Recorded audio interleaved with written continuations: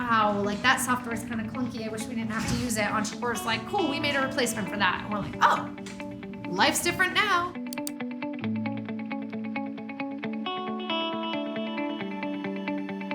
So I'd hired a virtual assistant who was doing all those steps, like this form received, now send this email, and it was all in Gmail canned responses.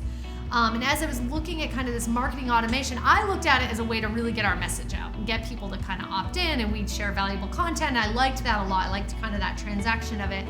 But then I saw that Ontraport could literally do the job of the VA.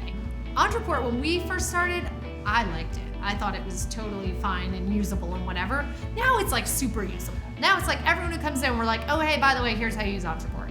Here's how you get what you need out of Ontraport. Oh, yep, you just click that button and the rest is done. And they're always like, whoa, but don't I have to? We're like, nope, Ontraport did it. So, yeah. So it's a game changer in this organization.